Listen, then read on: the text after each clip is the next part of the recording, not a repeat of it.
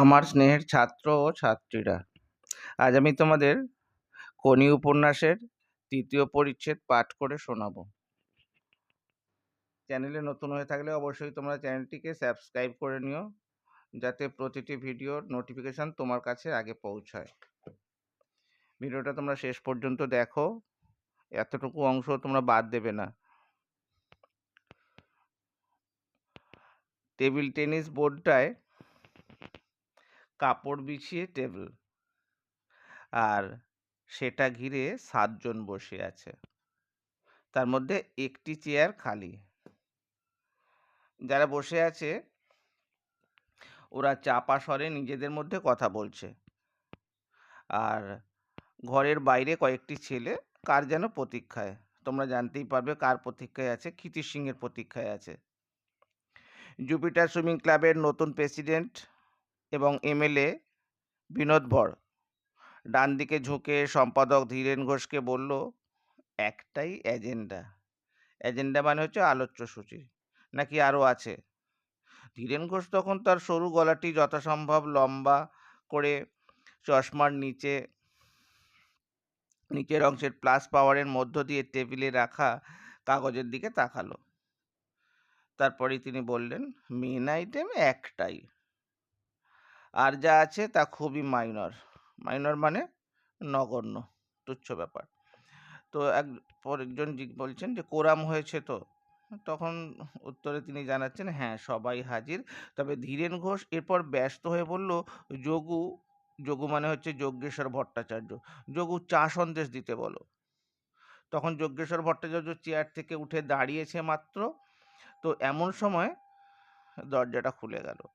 ক্ষিতিশ সিংহ ঘরের প্রতিটি লোকের মুখে চোখ বুলিয়ে প্রেসিডেন্টের মুখোমুখি খালি চেয়ারটায় বসার আগে সভাকে নমস্কার জানালো। যে সভা হবে আজ, সেই সভাকে নমস্কার জানালো। যোগু মানে যজ্ঞেশ্বর ভট্টাচার্য জিজ্ঞাসু চোখে ধীরেন ঘোষের দিকে তাকালো। মাথা হেলিয়ে ধীরেন ঘোষ বলল, একটু পরে আনবি। কি আনবে? ওই চা সন্দেশ ইত্যাদি। ক্ষিতিশ সিংহ এসেই সবার কাছে ক্ষমা চেয়ে নিলেন, বললেন, আমার দেরি হয়ে গেল। ক্ষিতিশ ফিকে হেসে প্রেসিডেন্টের দিকে তাকালো। তখন অন্যজন, না না, মিনিট চারেক দেরি হয়েছে, মিনিট চারেক মাত্র দেরি হয়েছে। আর বিনোদ ভর ঘড়ি দেখে ধীরেন ঘোষকে বলল, ও আমার কিন্তু একটু তাড়া আছে। তখন তিনি বলছেন, হ্যাঁ, নিশ্চয়ই, এই এখনই শুরু করছি। আর বেশিক্ষণ লাগার মতো তো কিছুই নেই, শুধু ওই সুইমারদের চিঠিটা ছাড়া, আর সেটা তো আগেই সার্কুলেট করা হয়েছে, সুতরাং নতুন করে তো বলার কিছুই নেই।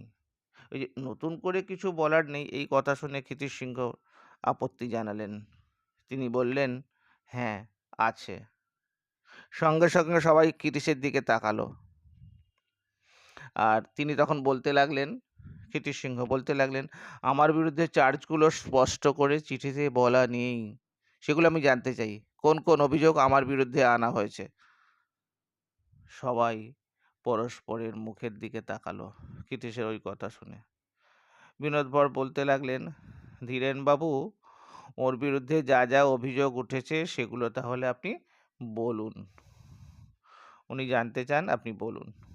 ধীরেন ঘোষ বিব্রত মুখে হরিচরণ মিত্তির হচ্ছেন যে পরবর্তী প্রশিক্ষক হতে চান, যার পরিকল্পনাতেই ক্ষিতীশকে তাড়ানোর বন্দোবস্ত হয়েছে, তো হরিচরণ মিত্তিরের দিকে তাকালো। হরিচরণও নড়ে চড়ে বসলো। বলা হচ্ছে যে খিদ্দা মানে ক্ষিতীশ সিংহ, খিদ্দা সম্পর্কে অভিযোগ মানে হচ্ছে ছেলেদের মানে সুইমারদের। কোন সুইমার? না, যারা নাকি এই ক্লাবে, যারা 7 বছর 8 বছর আমাদের ক্লাবের হয়ে বিভিন্ন কম্পিটিশনে নামছে, মেডেল আনছে, মানে আমাদের মুখোজ্জ্বল করছে। কিন্তু এই মুখোজ্জ্বল কথাটা শুনেই কিন্তু ক্ষিতীশ সিংহ আপত্তি জানালেন, সঙ্গে সঙ্গে বললেন, বাজে কথা। ক্ষিতীশ গম্ভীর স্বরে বলল, বাজে কথা। আরও বললেন যে মেডেল হয়তো আনে, কিন্তু মুখোজ্জ্বল করার মতো কিছুই করেনি। শ্যামল ৪ বছর আগে ১ মিনিট ৪ সেকেন্ডে 100 মিটার ফ্রি স্টাইল টানতো। এখনো তাই টানে। এটা কি মুখোজ্জ্বল করার মতো ব্যাপার? অর্থাৎ এটা কোনো মুখোজ্জ্বল করার মতো ব্যাপার না। যদি স সময় কমাতে পারতেন তাহলে বলা যেত। যদি কোনো রেকর্ড ভাঙতে পারতেন তাহলে বলা যেত। পরের পাতায় যাই।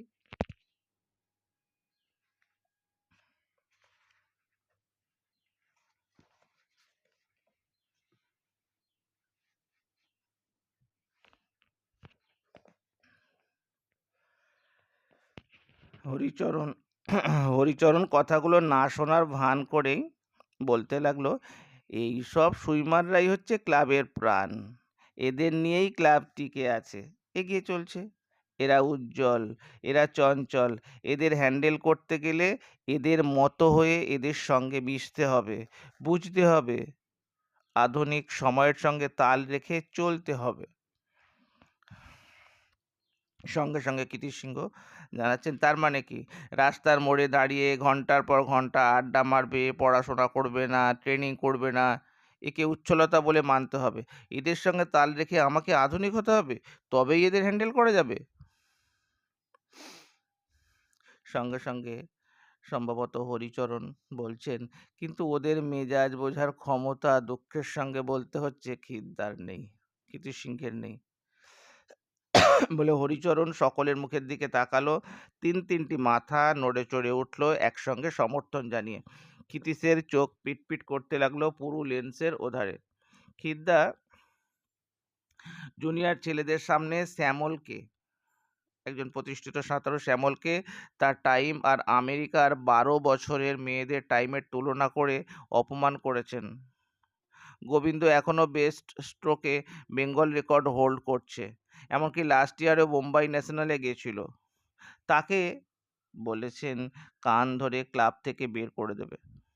সুহাস, এও একজন সাঁতারু, ইনফ্লুয়েঞ্জা মানে জ্বরে পড়ে দিন 10 আসতে পারেনি।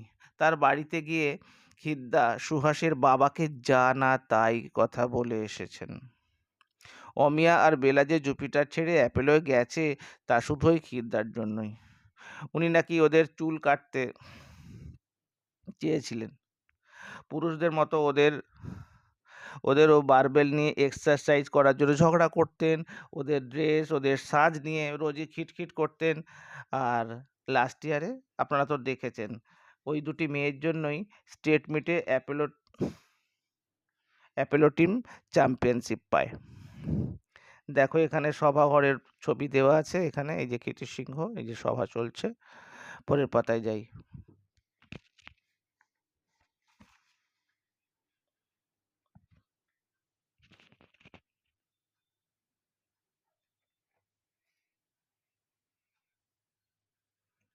হরিচরণ থামল। ক্ষিতীশের দিকে এতক্ষণ সে তাকায়নি। দেখলো মুচকি মুচকি হাসছে, তাইতে সে অস্বস্তি বোধ করে ধীরেন ঘোষ, প্রফুল্ল বসাক এবং বধূ চাটুর্যের মুখের দিকে তাকালো।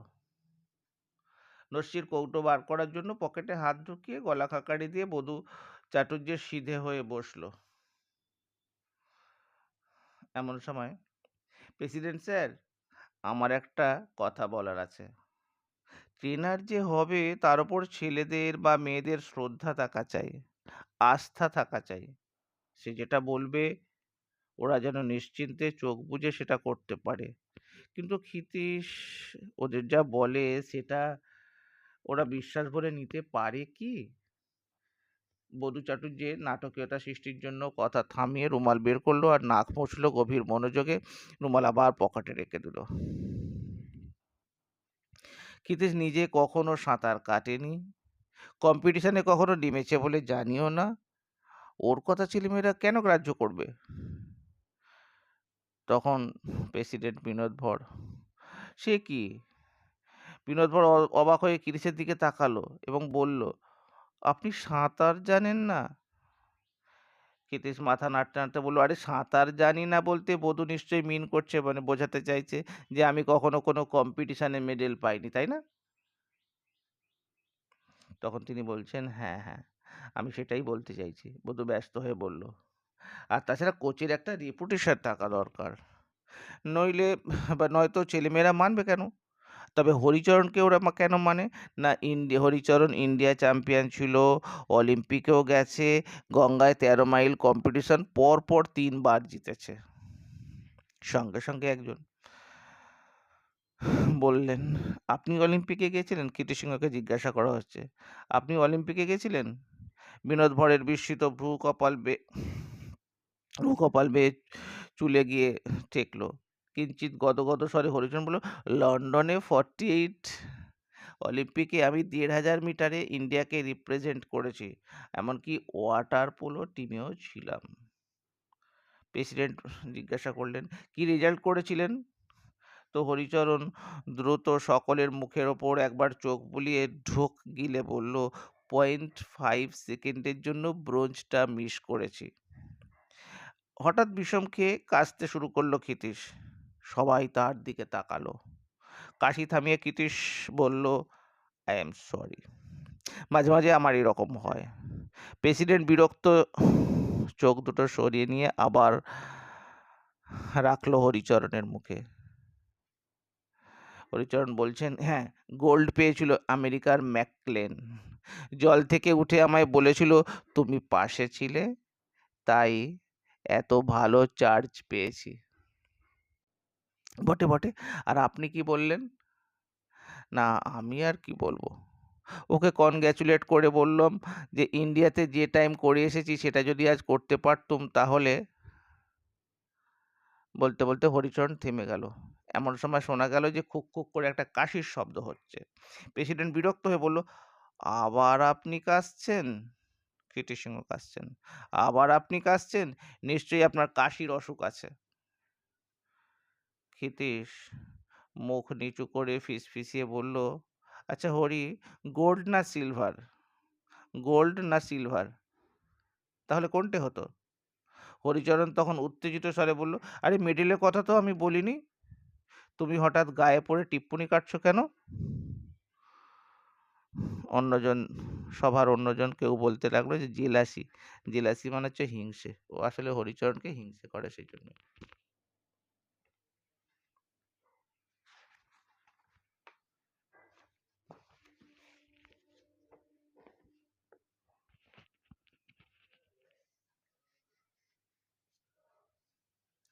নস্যির কৌটোয় চাঁদা দিয়ে বধূ মন্তব্য করলো যে জেলাসি।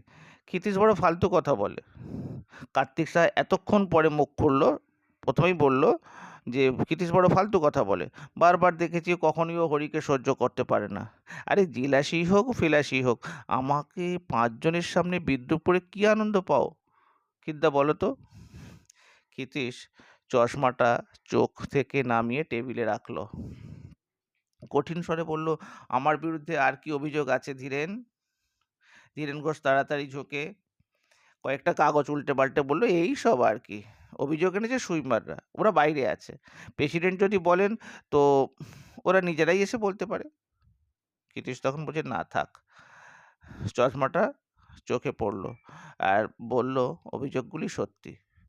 এই কথা শোনার পর টেবিলের মুখগুলি একেবারে উজ্জ্বল হয়ে উঠল। কেউ মাথা নাড়লো, কেউ নড়ে চড়ে বসলো। ওদের ভাবভঙ্গিতে এই কথাটাই ফুটে উঠল যে এইবার তাহলে বাছাধন, এইবার তাহলে তুমি কি বলবে? আমি জানি ওরা কি বলবে। ক্ষিতীশ বলছেন, আমি জানি ওরা কি বলবে। আমি জলে নামি না, খাটতে বলি, না খাটলে গালাগালি করি। আর আপনারা হয়তো বলবেন আমি রেজাল্ট দেখাতে পারিনি ৩-৪ বছর, আমার ব্যবহারে সুইমাররা বিদ্রোহ করেছে। এমনকি মারবেও বলেছে। যজ্ঞেশ্বর ভট্টাচার্য কথাটা বলেই, এই যে এমনকি মারবেও বলেছে কথাটা বলেই ধীরেন ও হরিচরণের ভ্রুকুটি থেকে থতমত খেয়ে, কি কাণ্ড, এখনো চা দিয়ে গেল না, বলতে বলতে উঠে বেরিয়ে গেল। অভিযোগের জবাব অভিযোগের জবাব নিশ্চয়ই আমাকে দিতে হবে। কীর্তি সিংহ বলছেন, অভিযোগ যখন এসেছে তার জবাব অবশ্যই আমাকে দিতে হবে। প্রেসিডেন্ট বলছেন যে সেটা আপনার ইচ্ছে। কিছু বলার থাকলে হ্যাঁ নিশ্চয়ই আমরা শুনবো। কিছু বলার থাকলে নিশ্চয়ই আমরা শুনবো। তো সারা ঘর উৎকণ্ঠিত হয়ে অপেক্ষা করছে। চশমাটা আবার টেবিলে রেখে ক্ষিতীশ চোখ বোঝে। বলতে থাকেন, এই ক্লাবে আমি প্রথম আসি ৩৫ বছর আগে। ধীরনও তখনই আসে। আর বছর ৫ পরে আসে হরিচরণ। ওদের মতো জুপিটারকে আমিও ভালোবাসি। আমিও চাই জুপিটারের গৌরব। চাই ভারতের সেরা হয়ে উঠুক জুপিটার। এই গৌরব এনে দেয় সাঁতারুরা, ওয়াটার পোলো প্লেয়াররা, ডাইভাররা। ওদের পারফরম্যান্স যত উঠবে, গৌরবও তত বাড়বে। আমার যা কিছু চেষ্টা, তা ওদের উন্নতির জন্যই। এই জন্য আমি কঠোর হয়েছি, এই জন্য আমি গালিগালাজ দিয়েছি। যাই হোক, কিটেশের বলার ভঙ্গি ও কণ্ঠস্বরে ঘরটা কেমন যেন গম্ভীর, থমথমে হয়ে উঠল। সাঁতারে অবিশ্বাস্য রকমের পৃথিবী এগিয়ে চলেছে, আর আমরা, আমাদের এক একটা রেকর্ডের বয়স 10 বছর, 15 বছর, এমনকি 25 বছর হতে চলল সচিন নাগের রেকর্ডের বয়স। কেন এই থমকে থাকা? পৃথিবী যেভাবে পৃথিবী এগোচ্ছে, আমাদেরও সেইভাবেই এগোতে হবে। আর এসব এমন কিছু কথা নয়, আমাদেরও জানা আছে, শুনতে ভালোই লাগে। হরিচরণ ভারিক্কির চালে বলল এবং প্রেসিডেন্টের দিকে তাকালো। আসল জিনিস, আসল যে জিনিস ফুড, সেটা কই? খাটবে যে খাদ্য কই? আর তা যখন পাওয়া যাবে না, তখন খাটিয়ে খাটিয়ে খাটিয়ে টিবি রোগ ধরিয়ে দিয়ে লাভ কিছু হবে? এমন সময় যজ্ঞেশ্বর ভট্টাচার্য বললেন, ঠিক কথা, ফুড কই? প্রেসিডেন্ট এবং ধীরেন ঘোষ মাথা নাড়ল। বধূ কৌটো থেকে বড় অ্যাক্টিভ নস্যি বার করলো। কৃতীশ বললেন, বাজে কথা। কথাটা বলার মধ্যে মানে দৃঢ় স্বরে তিনি বললেন, চাপা এবং দৃঢ় স্বরে বললেন, বাজে কথা। পরের পাতায় যেতে হবে।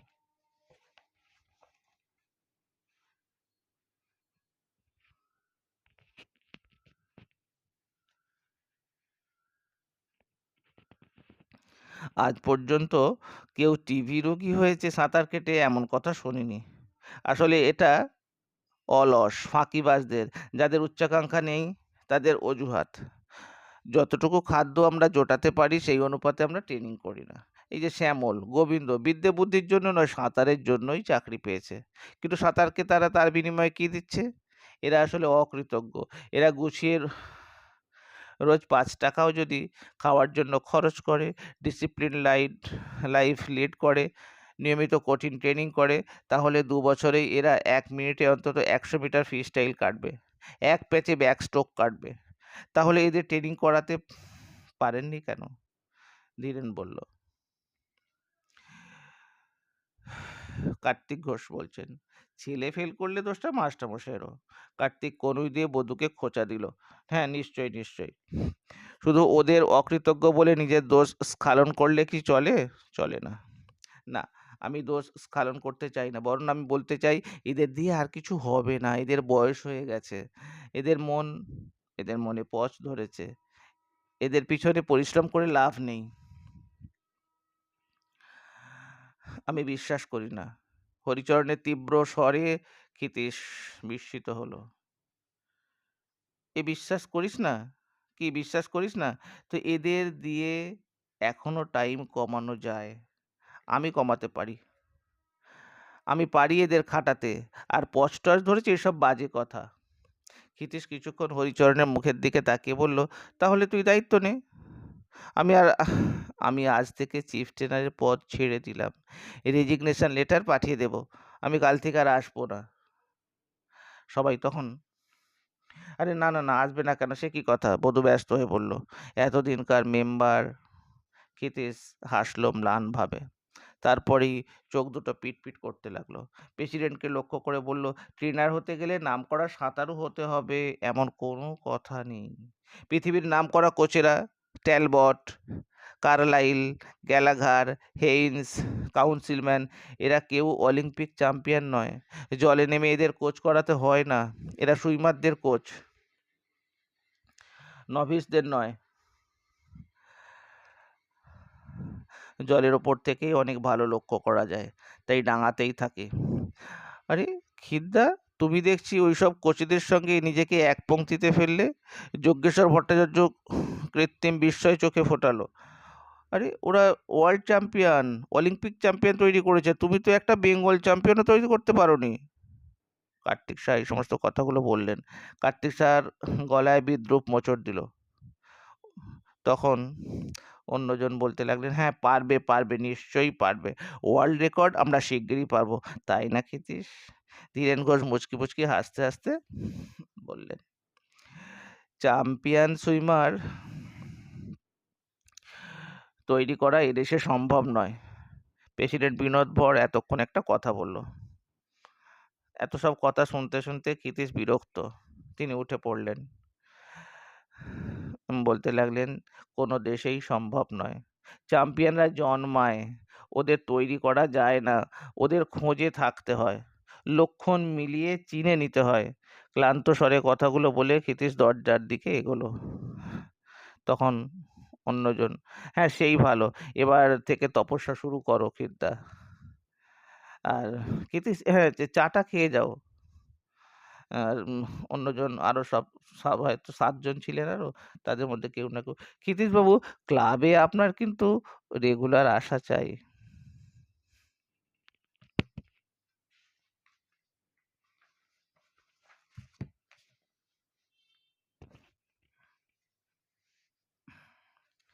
ঘর থেকে বেরিয়ে ক্ষিতীশ দেখলো শ্যামল, গোবিন্দ আরো ৪-৫টা ছেলে মেয়ে দাঁড়িয়ে। প্রত্যেকের মুখের দিকে তাকালো সে। আর ওরা হঠাৎ কাঠের মতো হয়ে গেল, ভয় পেয়ে গেল যেন। ক্ষিতীশ তখন বলছেন, তোদের অনেক বকেছি ঝকেছি, কটু কথা বলেছি, আর এসব শুনতে হবে না। আজ থেকে আমি আর তোদের ট্রেনার নই, সাঁতারটা তবে মন দিয়ে করিস। ক্ষিতীশ মাথা নামিয়ে ধীর পায়ে ক্লাবের বাইরে এসে দাঁড়ালো। কমলদিঘির কালো জলের ওপর পার্কের আলোগুলো ঘড়ির মতো দাগ কেটেছে, আর জুপিটার ক্লাব বাড়ির চুলোর ঘড়িতে ৮টা বাজতে ৫। দিঘিটা আকারে গোল, আর তাকে ঘিরে ইট বাঁধানো রাস্তা, নারী পুরুষ শিশুর ভিড়ে রাস্তাটা গিজগিজ করছে। আলোগুলোর নিচে তাস খেলা চলছে, অকশন ব্রিজ বা 29, এগুলো তাস খেলার সব নাম। মাঝে মাঝে দমকা চিৎকার উঠছে তাসের আড্ডা থেকে। বেঞ্চগুলোর বসার স্থান নেই, হঠাৎ অনেক লোকজন বসে আছে প্রতিটি বেঞ্চে। ফুল গাছের ঝোপগুলো লোহার লোহার বেড়ায় ঘেরা। বেড়ায় ঠেস দিয়ে যুবকরা গল্প করছে, ঘুগনি, আলু কাবলি, বাদাম, ঝালমুড়ি বা কুলফি, মালাইওয়ালা ব্যবসায় ব্যস্ত, ইত্যাদি ইত্যাদি। অর্থাৎ সেখানে জমজমাটি ব্যাপার। দুটি হাত রেলিংয়ে রেখে ক্ষিতীশ দিঘির অন্ধকার জলের দিকে তাকিয়ে আছে। জুপিটারের ঠিক উল্টো দিকেই আছে অ্যাপেলোর ক্লাব বাড়ি। আর ড্রাইভিং ড্রাইভিং বোর্ডের কংক্রিট কাঠামোর থামগুলো অন্ধকারে ব্রহ্মদত্তির পায়ের মতো জল থেকে উঠছে। এমন সময় কেউ ডাকলো, ক্ষিরদা। চমকে পিছনে তাকালো ক্ষিতীশ। ভেলো? হ্যাঁ কি হলো ক্ষিরদা? না কি আবার হবে, ছেড়ে দিলুম। ভালোই করেছো, ঝগড়াঝাটি গোলমাল হয়নি তো? না। ক্ষিতীশ মুখটা আবার জলের দিকে ঘোরালো। হাওয়া বয়ে আসছে জলের ওপর দিয়ে, বাতাসে জলের কণা আর শ্যাওলা শ্যাওলা আর ঝাঁঝির আঁচটে গন্ধ। ৩৫ বছর এই সুখে আসছে ক্ষিতীশ,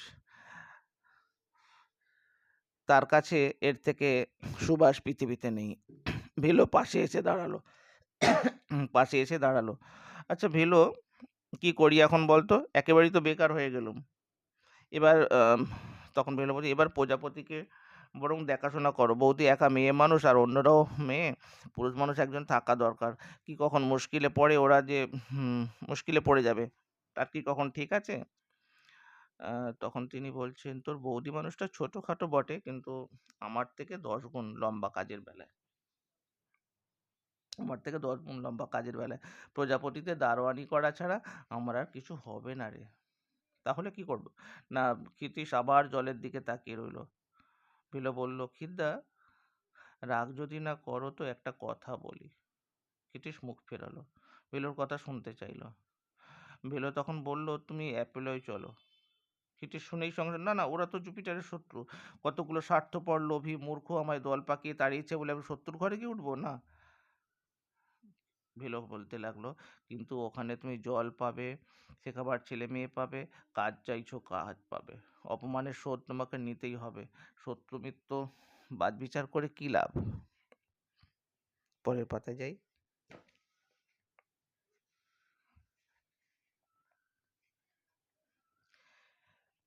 ক্ষিতীশ বিব্রত মুখে চুপ করে রইল। তার মনের মধ্যে যে দ্বন্দ্ব শুরু হয়েছে সেটা তাকে আর এই মুহূর্তে নিশ্চিত সিদ্ধান্তে আসতে দিচ্ছে না। জুপিটারের সঙ্গে তার নাড়ির সম্পর্ক। ৩৫ বছর এখানে তিনি এসেছেন। যাই হোক, এই ক্লাবের মেম্বার ছিলেন। ক্লাবকে আন্তরিকভাবে ভালোবাসতেন। সাঁতারু তৈরি করা তার জীবনের একমাত্র লক্ষ্য ও ব্রত। লক্ষ্য পূরণ করতে হলে নাড়ির বাঁধন ছিঁড়ে বেরোতেই হবে। কিন্তু তা কি সে পারবে? ক্ষিতীশ মাথাটা ঝাঁকাতে থাকলো। তাহলে হেদো কিংবা গোলদিঘির কোনো ক্লাবে চলো। না রে, কোথাও গিয়ে তো আমি টিকতে পারবো না রে। মানে এই জায়গাটা, এখানটাকে তিনি এতটাই ভালোবেসেছেন, এখানটা যেন প্রাণের সঙ্গে বাঁধা। আচ্ছা, ক্ষিতীশ হাঁটতে শুরু করলো একটু জোরেই। তবে চুপচাপ বসে থাকবে? বেলো হ্যাঁচকা দিয়ে প্যান্ট টেনে তুলে ক্ষিতীশের পাশাপাশি থাকার জন্য প্রায় ছুটতে শুরু করলো। আর আমি এবার সত্যিকারের কাজ করতে চাই। সবাইকে দেখিয়ে দেবো এবার। চ্যাম্পিয়ন তৈরি করব আমি। গড়বো আমি মনের মতো করে। একবার শুধু যদি কারোর দেখা পাই। মাথা নিচু করে ক্ষিতীশ হনহনিয়ে কমলদিঘির গেট থেকে বেরিয়ে রাস্তার ভিড়ে মিশে গেল। বেলো কিছুক্ষণ তাকিয়ে থেকে গেটের পাশে দাঁড়ানো আলো কাবলিওয়ালাকে বলল, জাস্তি ঝাল দিয়ে 4 আনার বানাও। পরিচ্ছেদ এখানেই শেষ। ভিডিওটা শেষ পর্যন্ত দেখার জন্য তোমাদের অসংখ্য ধন্যবাদ। ভালো লাগলে বন্ধুদের মধ্যে শেয়ার করে দিও।